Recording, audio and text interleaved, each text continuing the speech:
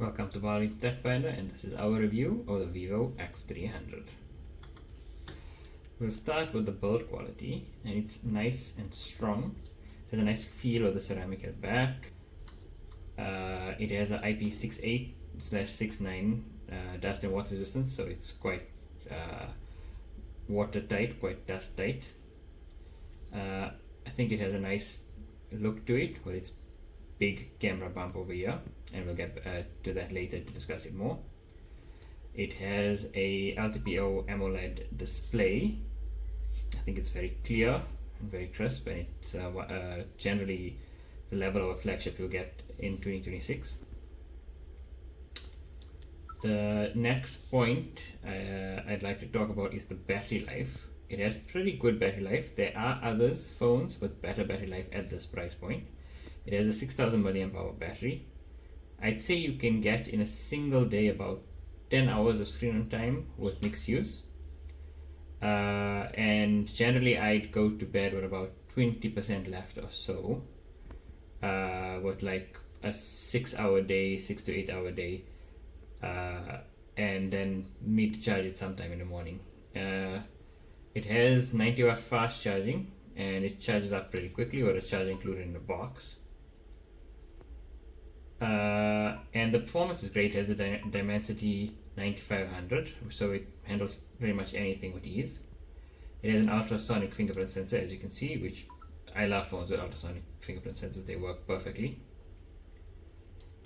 And the next point is to get to the main selling point of these phones, of the X series phones in general, which is the camera. This is the base X300, it's not the Pro or the Ultra, but the camera quality is amazing. And generally I'm one who says as long as the phone has a good camera, I'm happy. I prefer focusing on battery life and performance.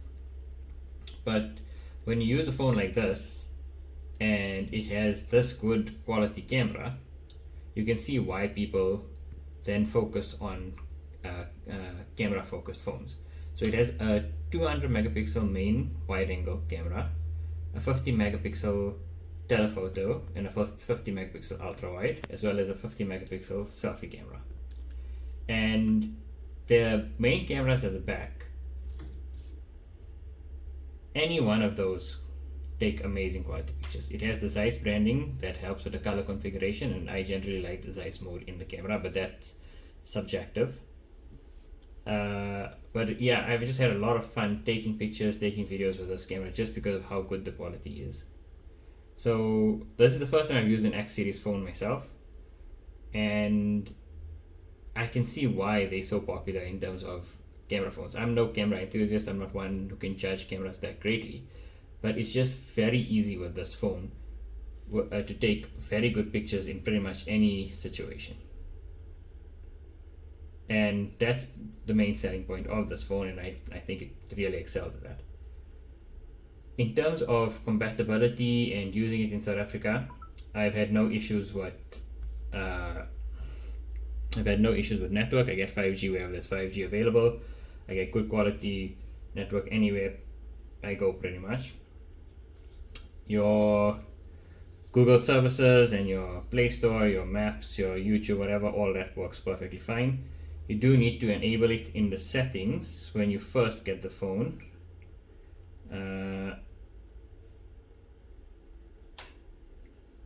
In Google Basic Management Services, and then you just turn it on, and you'll have to install the Play Store from the Vivo store when you first get it. But once that's done, everything works. Your Google Wallet, your Tap to Pay, all that works perfectly fine. I've tested Android Auto as well.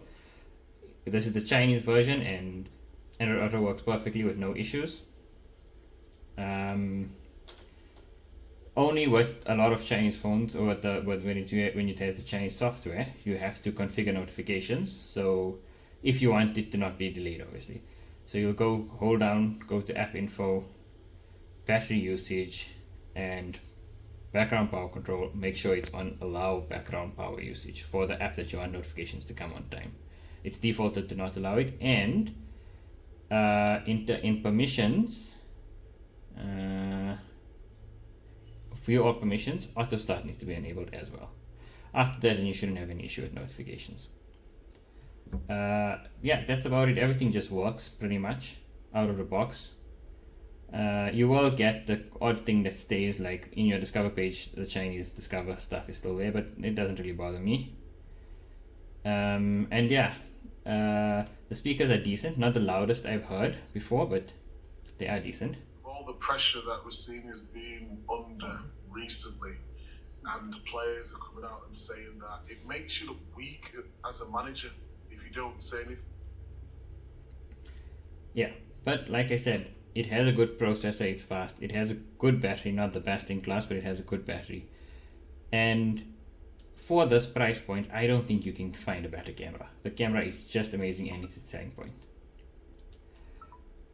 But speaking of the price point, there are two other phones that I've used in this price point that I think it's worth comparing all three phones in my mind, because they're all around a similar price.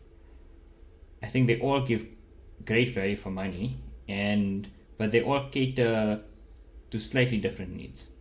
So it's this one here, the Vivo X300, which I think has excellent camera, very good battery, good software experience, good processor.